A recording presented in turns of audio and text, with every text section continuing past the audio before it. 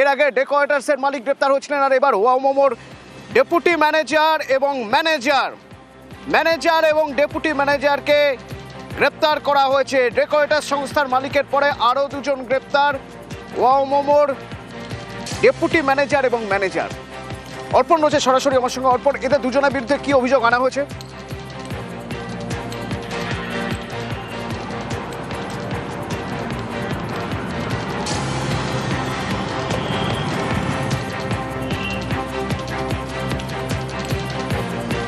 অর্পণ, শোনা যাচ্ছে আমার কথা?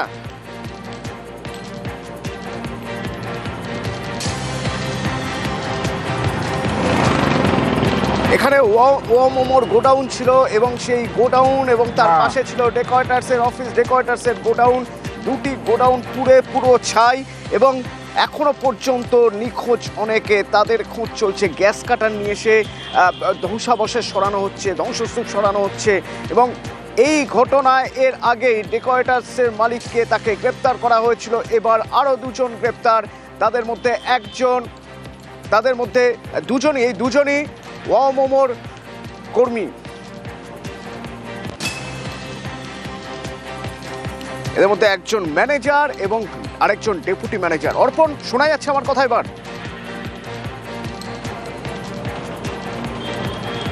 একদমই শোনা যাচ্ছে। ইতিমধ্যেই নরেন্দ্রপুর থানার পুলিশ বারে বারে যে অভিযোগ নরেন্দ্রপুর থানার পুলিশের দিকে আনা হচ্ছিল যে মোমো সংস্থার কর্ণধার বা মোমো সংস্থার বিরুদ্ধে কেন অভিযোগ আনা হচ্ছে না। হ্যাঁ, শোনা যাচ্ছে অতনু।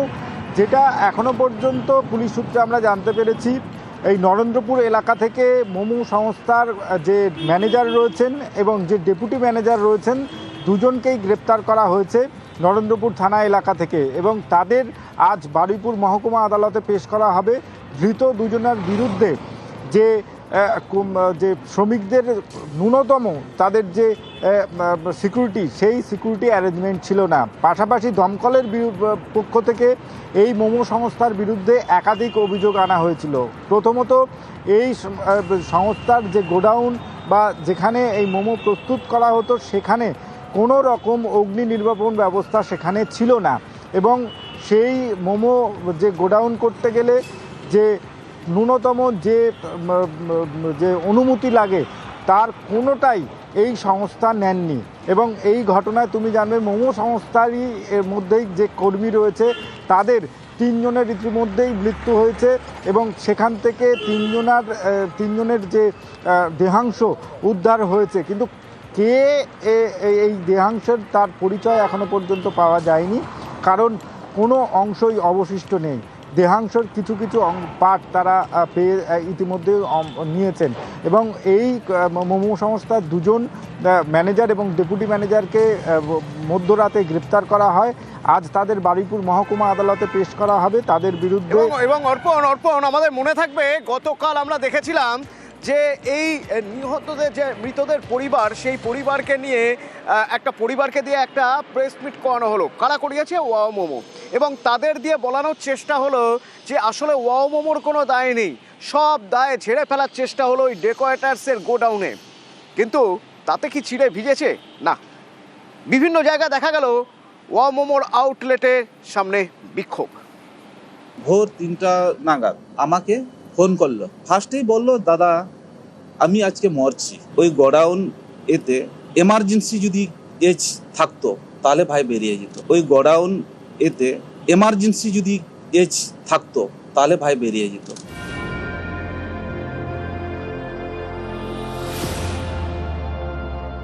দুটি পাশাপাশি গোডাউন, একটি ওয়াও মোমোর কাঁচামাল রাখার, আরেকটি ডেকোরেটার্সের। রবিবার গভীর রাতে এই দুটো গোডাউনে বিধ্বংসী আগুন লাগে, মারা যান বেশ কয়েকজন। তাদের বাড়িতে এখন হাহাকার। সেই স্বজনহারাদের সামনে রেখে দায় এড়ানোর চেষ্টা ওয়াও মোমোর।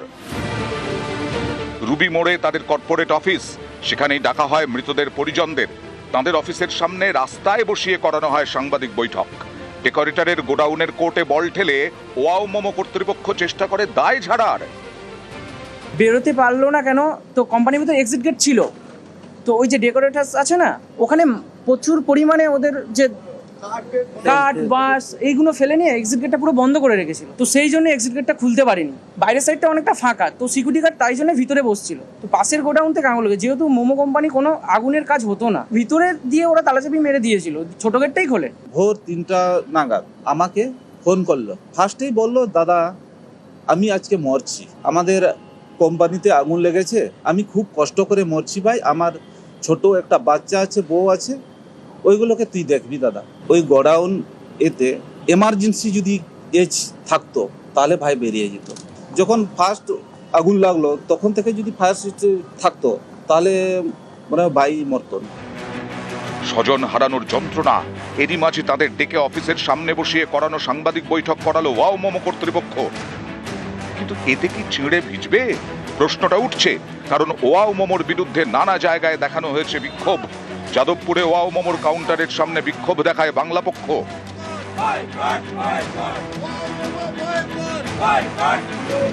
সিটুর পক্ষ থেকে শিলিগুড়িতেও ওয়াও মোমোর দোকানের সামনে বিক্ষোভ দেখানো হয়। ধর্মতলায় বিক্ষোভ দেখায় কংগ্রেস। রবিবার গভীর রাতে বিধ্বংসী আগুন, পুড়ে ছাই হয়ে যায় দুটি গোডাউন। এদিন সেখান থেকে ভেঙে পড়া টিনের শেড সরানো হয়। এখনো চলছে দেহাংশের খোঁজ, বিভিন্ন জায়গায় ছড়িয়ে ছিটিয়ে হাড়গোড়। ডিএনএ ম্যাপিং এর জন্য 23 জনের থেকে নমুনা সংগ্রহ করা হয়েছে। নিউজ 18 বাংলা। এদিকে ধ্বংসস্তূপ থেকে সরাতে গিয়ে দেখা যাচ্ছে এখনো পর্যন্ত 25 জনের মৃত্যু হয়েছে। আমার সঙ্গে সানিক রয়েছে। সানিক, এই 25 জনের যে মৃত্যু হয়েছে বলা হচ্ছে, এটা কিভাবে বোঝা যাচ্ছে যে 25 জনের দেহাংশ থেকে কিভাবে আঁচ করা সম্ভব কাউন্টিং?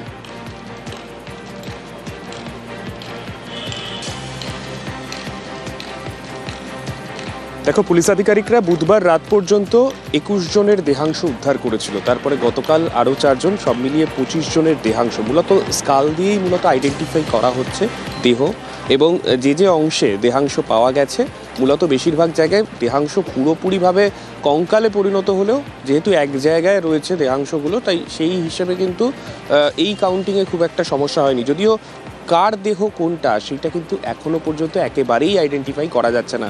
তোমাকে যদি পরিসংখ্যানই বলি, 25 জন যারা মারা গিয়েছেন, যাদের দেহ এখান থেকে পাওয়া গেছে এখনো পর্যন্ত, তাদের মধ্যে মাত্র একজনের দেহ আকারে সেটা উদ্ধার করা সম্ভব হয়েছে, সেটাও প্রায় 80 to 90% বার্ন একটা বডি। এবং সেই বডির ক্ষেত্রেও কিন্তু পরিবারের তরফে যার পরিবার বলে মনে করা হচ্ছিল, তাদেরকে যখন সেই দেহ দেখানো হয় সেক্ষেত্রে তারাও কিন্তু সেই দেহ শনাক্ত করতে পারেননি। তাই সেক্ষেত্রেও ডিএনএ প্রোফাইলিংয়ের পরেই কিন্তু বলা সম্ভব হবে যে সেই ডিএনএ ম্যাপিং এর ব্যাপারে আমি একটু জানতে চাইবো। ডিএনএ ম্যাপিং এর জন্য এখনো পর্যন্ত কটা নমুনা পাঠানো হয়েছে ল্যাবরেটরিতে?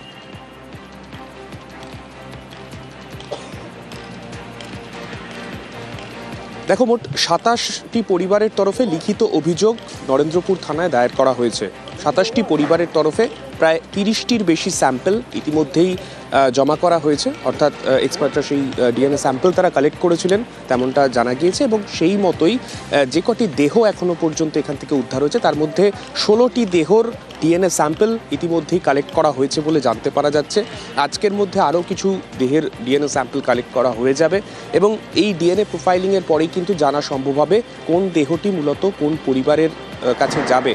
কেননা যে অবস্থায়, অর্থাৎ পুরোপুরি যেমনটা বলছিলাম, পুরোপুরি যেহেতু কঙ্কাল অবস্থায় সেই দেহগুলো ভস্মীভূত অবস্থায় সেখান থেকে উদ্ধার হচ্ছে, তাই দেহকে শনাক্ত করার কিন্তু আর কোনো উপায় নেই। তাই ডিএনএ প্রোফাইলিংয়ের মাধ্যমে কিন্তু যদি আমরা মিসিং ডায়েরির হিসেব দেখি, তাহলে তো এখনো বেশ কিছু দেহ সেখানে থেকে যেতে পারে বলে আশঙ্কা করা যায়। সেই দেহ বা দেহাংশ বা বার করে আনার প্রক্রিয়া কি এখনো চলছে?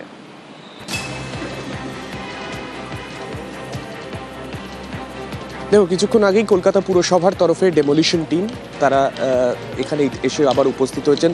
তারা পেছনের যে মেটাল শেড রয়েছে সেগুলোকে গ্যাস কাটার দিয়ে কেটে আস্তে আস্তে ভেতরের যে ডেব্রিস রয়েছে সেগুলোকে সরিয়ে আবার নতুন করে দেহের খোঁজ তারা শুরু করেছেন। 27টি পরিবারের তরফে লিখিত অভিযোগ দায়ের করা হয়েছিল নরেন্দ্রপুর থানায় যে তাদের বাড়ির লোক মিসিং রয়েছেন, এবং এখনও পর্যন্ত 25 জনের দেহ উদ্ধার হয়েছে।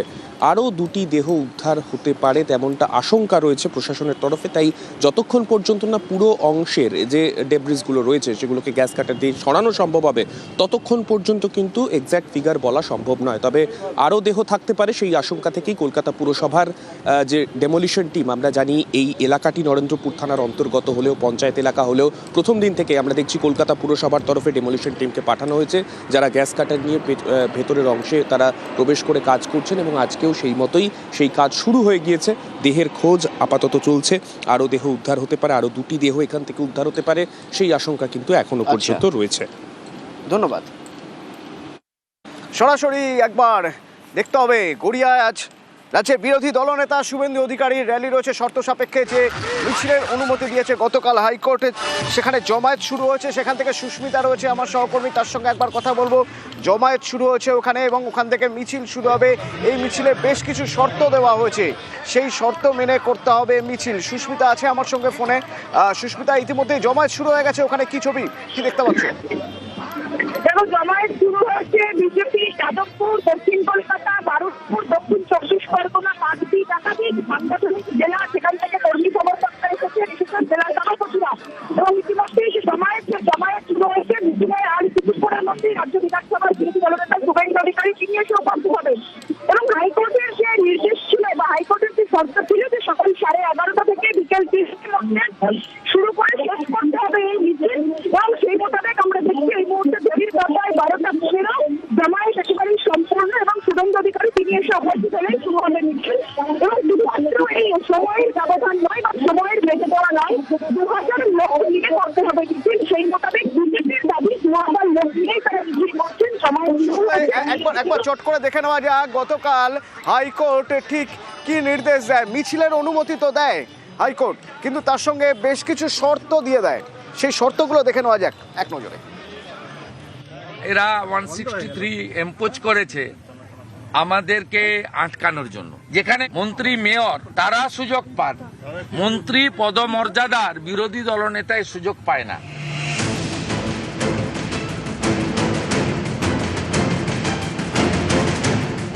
নরেন্দ্রপুরের নাজিরাবাদ, রবিবার গভীর রাতে এখানকার 2টি গোডাউনে বিধ্বংসী আগুন লাগে।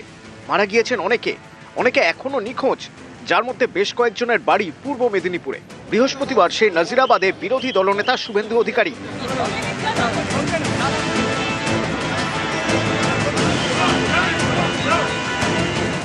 নাজিরাবাদে গিয়ে দেখা করেন মৃতদের পরিজনদের সঙ্গে।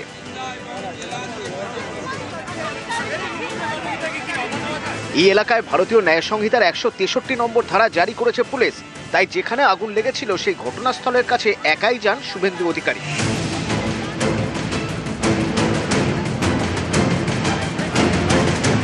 শুভেন্দু অধিকারী চেয়েছিলেন এদিন গড়িয়া থেকে নরেন্দ্রপুর থানা পর্যন্ত মিছিল করে যেতে। পুলিশের অনুমতি না মেলায় তিনি কলকাতা হাইকোর্টের দ্বারস্থ হন।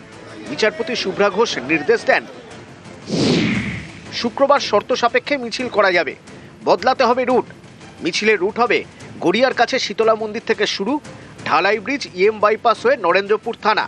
এই রুটে 2000 জনকে নিয়ে মিছিল করা যাবে।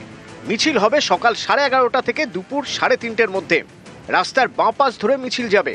কোনো অশান্তি হলে তার দায় মিছিলের উদ্যোক্তাদের।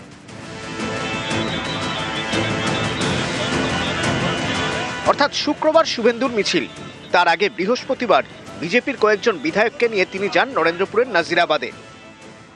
ফিরাদ হাকিম এসেছেন, তিনি পৌরমন্ত্রী, এবং মেয়র অরূপ বিশ্বাস এসেছেন, সুজিত বোস 32 ঘন্টা পরে এসেছেন, কাউকে বাধা দেয়নি। আমি 20 জন এমএলএ নিয়ে দূর থেকে কোনো প্রমাণ বা যা চলছে ইনভেস্টিগেশন অসুবিধা না করেই দূর থেকে একটু দেখবো, এটা কর্তব্য আমাদের, যেহেতু রাজ্যের শাসক দল তার কর্তব্য পালন করেনি। এরা 163 এম্পোজ করেছে আমাদেরকে আটকানোর জন্য, যেখানে মন্ত্রী মেয়র তারা সুযোগ পান, মন্ত্রী পদমর্যাদার বিরোধী দলনেতায় সুযোগ পায় না। যখন ঘটনাটা ঘটলো, যখন আমাদের মাননীয় মন্ত্রী অরূপ বিশ্বাস স্পটে দমকলের গোটা বাহিনী, পুলিশের গোটা বাহিনী উদ্ধার হচ্ছে, তখন তো এই বিজেপির বিজেপির এই লোকগুলো অন্ডালে ওদেরকে নতুন প্রেসিডেন্ট হয়েছে সে আসবে বলে তাকে মুখ দেখাতে হাতে গাঁদা ফুল নিয়ে ওখানে দাঁড়িয়েছিল। তখন মানুষের কথা মনে ছিল না। 3 দিন বাদে মনে হয়েছে ওখানে গন্ডগোল করতে যাওয়া উচিত। নরেন্দ্রপুরের শুভেন্দুর মিছিলের জন্য শর্ত সাপেক্ষে অনুমতি দিয়েছে হাইকোর্ট, কিন্তু নবান্নের সামনে তাকে ধর্নার অনুমতি দেয়নি আদালত। আইপ্যাকের ঘটনার প্রতিবাদে নবান্নের সামনে বিজেপি বিধায়কদের নিয়ে ধর্নায় বসতে চান শুভেন্দু অধিকারী। অনুমতির জন্য কলকাতা হাইকোর্টের দ্বারস্থ হন। সিঙ্গেল বেঞ্চ নির্দেশ দিয়েছিল শর্ত সাপেক্ষে মন্দিরতলা বাস স্ট্যান্ডে ধর্নায় বসা যাবে। এই নির্দেশে চ্যালেঞ্জ করে ডিভিশন বেঞ্চের দ্বারস্থ হন বিজেপি বিধায়ক শঙ্কর ঘোষ। সেই মামলা এদিন খারিজ করে দেয় হাইকোর্ট, জানিয়ে দেয় নবান্নের সামনে ধর্নার অনুমতি দেওয়া যাবে না। নিউজ 18 বাংলা। তমলুকের দেবাদিত্য দিন্দা বন্ধুদের বাইক রয়েছে, সেও বাইকের আবদার করে, বাড়ি থেকে দেওয়া হয়নি। তো দেবাদিত্য চলে আসে কাজ করবে বলে তমলুক থেকে। কোথায় না নরেন্দ্রপুরে ডেকোরেটার্সের গোডাউনে। সেই দেবাদিত্য বাড়ি ফেরেন। দেবাদিত্যর মা বাবার সঙ্গে কথা বলেছেন আমার সহকর্মী সুজিত। দেবাদিত্যর কোনো খোঁজ পেয়েছেন তারা? অপেক্ষায় রয়েছেন।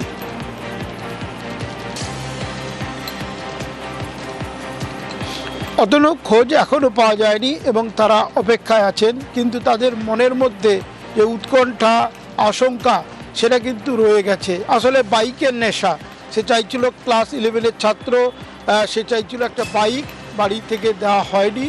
দুটো কারণে, এক আর্থিক, আর দ্বিতীয় কারণ অতনু যে দুর্ঘটনা ঘটছেই সেসবের কথা মাথায় রেখে একটা ছাত্র এবং ক্লাস 11-এর পড়ুয়াকে তার বাড়ি থেকে বাইক দেওয়া হয়নি। কিন্তু সে দল বেঁধে বন্ধুদের সঙ্গে এই ছুটিতে সে চলে যায় আনন্দপুর এবং সেখানে ফুলের কাজ নিয়ে। আসলে তুমি জানো, ময়না, পাঁশকুড়া, তমলুক এই সব এলাকার মানুষজন, বিরাট অংশের মানুষজন ফুলের কাজের উপর নির্ভর করে। এই যে ছাত্র ওই ফুলের কাজ শিখে নিয়েছিল বন্ধুদের কাছে, কিছু টাকা জমাবে, বাইক কিনবে, তার এই আশা, সেই আশা নিয়ে সে কিন্তু পাড়ি দিয়েছিল আনন্দপুরে। সেখান থেকে মাকে ফোন করে জানিয়েছিল, প্রথমে ফোন করে জানিয়েছিল যে সে চলে এসছে, কিছু মনে করতে না। দ্বিতীয়ত ঘটনার 2 দিন আগে ফোন করে বলছিল বাড়ি ফিরে যেতে হবে কারণ পরীক্ষা আছে। এই যে কথাগুলো এখন মায়ের কানে ভাসছে, বাবা মনে করছে, দাদু, প্রতিবেশী পরিজন সবাই কান্নাকাটি করছেন, মন খারাপ তাদের, কারণ এখনো পর্যন্ত কোনো খোঁজ নেই তার। এবং তুমি জানো, পাঁশকুড়া, ময়না, তমলুক এই জেলার বিরাট অংশের মানুষ নিখোঁজ রয়েছেন, 21 জন এখন পর্যন্ত, যা প্রশাসনের হিসেব। সেখানে তার মধ্যে এই ছাত্র এবং দেবাদিত্যের এই যে রয়ে গেছে। দেবাদিত্য গিয়েছিল সেখানে কারণ দেবাদিত্যর মনে হয়েছিল নিজে রোজগার করে বাইক কিনবে। শেষ যখন কথা হয় তখন তার মা বাবা বলছে যে দেবাদিত্য রাজি হয়েছিল বাড়ি ফিরে পরীক্ষায় বসতে। শুনুন।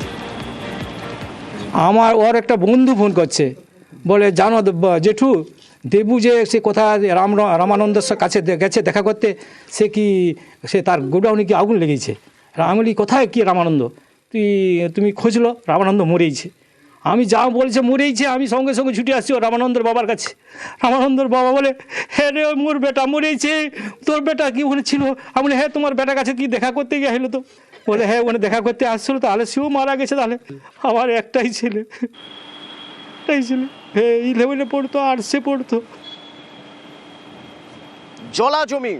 জলা জমি বুঝিয়ে তার উপরে গোডাউন, যে গোডাউনে অগ্নি নির্বাপক ব্যবস্থা ছিল না। এ নিয়ে তো বিতর্ক হবেই, এ নিয়ে আলোচনা করতে হবে। এবং কলকাতা পুরসভায় যখন এ নিয়ে আলোচনা হচ্ছে, এ নিয়ে প্রশ্ন উঠছে, সেই সময়ের কিছু অ্যাম্বুলেন্স আপনাদের শোনাবো। আলিপুটি টেলিফোন এক্সচেঞ্জ নামে প্রসিদ্ধ, দীর্ঘদিন ধরে টেলিফোন এক্সচেঞ্জ চলছিল।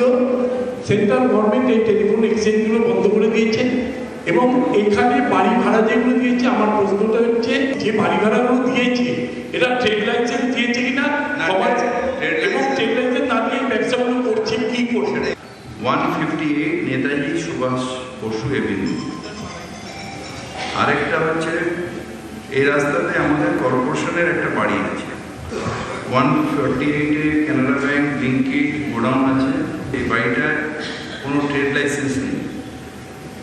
এটা উনি খুব ঠিক করে প্রশ্নটা করেছেন। এই জন্য আমি বলি যে আমি সাথে সাথে বিল্ডিং ডিপার্টমেন্টকে বলেছি অনুমোদন কী আছে তার ডিটেলসটা বার করা, 2001 অনুযায়ী স্টপ ওয়ার্ক নোটিশ জারি করা, থানাতে উপযুক্ত ব্যবস্থা গ্রহণ করা এবং পৌরসভার ক্ষেত্রে টিএমসি অ্যাক্টের 2080 400 এবং 416 ধারা অনুযায়ী আইন অনুযায়ী হস্তক্ষেপ গ্রহণ করার প্রস্তুতি শুরু করবো ইমিডিয়েটলি। কারণ এখানে যেগুলো আছে তাদের কোনো লাইসেন্স নেই। কানাড়া ব্যাংক কী করে উইদাউট লাইসেন্স থাকে সেটাও অত্যন্ত নেই। তাই আপনাকে জানাই যে আপনি যেটা প্রশ্নটা করেছেন এটা অত্যন্ত গুরুত্বপূর্ণ এবং এটার অনুযায়ী কর্পোরেশন তার পদক্ষেপ নিচ্ছে। বিশ্বজিৎ আছে আমার সঙ্গে ফোনে। বিশ্বজিৎ, গোডাউন যাদের তারা বেআইনি কাজ করেছে, গোডাউন যারা ওখানে করতে দিয়েছে তারা বেআইনি কাজ করেছে, এসব বলে তো পুরসভা ছাড় পেতে পারে না। কারণ পুরসভারই তো নজরদারি করার কথা। পুরসভার তাহলে কেমন আইন, কেমন নিয়ম যে ওরা ওখানে বেআইনিভাবে গোডাউন তৈরি করছে, সেই গোডাউনের মধ্যে কোনো অগ্নি নির্বাপক ব্যবস্থা থাকছে না? পদক্ষেপ তো করতে হবে। একটি টেলিফোন এক্সচেঞ্জ অর্থাৎ বিএসএনএল কর্তৃপক্ষের যে কম্পাউন্ড তার মধ্যে এই ধরনের গোডাউন রয়েছে এবং একজন কাউন্সিলর 95 নম্বর ওয়ার্ড, যদিও এই দুটি যে গোডাউন, সেই দুটি গোডাউনের একটি 93 নম্বর ওয়ার্ড এবং একটি 98 নম্বর ওয়ার্ড, এই দুটি ওয়ার্ডে এই গোডাউন চলছিল। একজন কাউন্সিলরই পুরসভার সামনে নজরে আনেন এবং তারপরই পুরসভা তৎপর হয়েছে। অবশ্যই পুরসভার আইন বিরোধী কাজ হয়েছে, অর্থাৎ যে বিল্ডিং এ যে জন্য অনুমতি দেওয়া হয়েছে সেই অনুমতি ব্যতি রেখে অন্য কিছু করতে হলে আবার পুরসভার কাছে নতুন করে অনুমতি নিতে হয়। কারণ যে বিল্ডিং যে কারণে ব্যবহার হয় তার জন্য লাইসেন্স। বলছিলে বিশ্বজিৎ, একবার কাউন্সিলরের বক্তব্য শোনা যাক। এই জায়গাগুলো দীর্ঘদিন ধরে বন্ধ এবং সময় সময় আমরা দেখেছি একদিকে যখন শ্রমিকেরা বিভিন্নভাবে আন্দোলন করছে, অপরদিকে এই যে বিএসএনএল এর যে বাড়িগুলো ছিল সেগুলো কখনো কানাড়া ব্যাংক, কখনো পিএনবি, কখনো ব্লিঙ্কিট এইসব সংস্থাকে ভাড়া দিচ্ছে। আমার প্রশ্ন একটা জায়গাতেই, কলকাতা পুরসভা থেকে এরা কমার্শিয়ালি যে এই বাড়িগুলো ইউজ করছে এর কোনো পারমিশন আছে কিনা এবং প্রপার্টি ট্যাক্স নির্দিষ্ট হারে দিচ্ছে কিনা। আগুন লেগে যেভাবে গোডাউনগুলো পুড়ে গেছে, এই আশঙ্কা আমার সবসময় হচ্ছে। তদারকি করার কেউ নেই, বিএসএনএল কর্তৃপক্ষে কোনো দায় দায়িত্ব নেই, কলকাতা পুরসভাকে ফাঁকি দিয়ে এরা এই কাজগুলো করছে, এর ন্যায্য বিচারটা আমি চাইছি। আমি অলরেডি ডিটেলস পাঠিয়েছি যে ওগুলো অফিস, অ্যাকচুয়ালি ফায়ার লাইসেন্সটা কম্পালসারি না ওইসব ক্ষেত্রে, কিন্তু আমরা বিল্ডিং প্ল্যান এবং ট্রেড লাইসেন্স কেন নেই, কী করে ব্যাংক চলছে সেটা আমরা নিশ্চিতভাবে ইনকোয়ারি করে দেখব এবং দরকার হলে আমরা এফআইআর করব।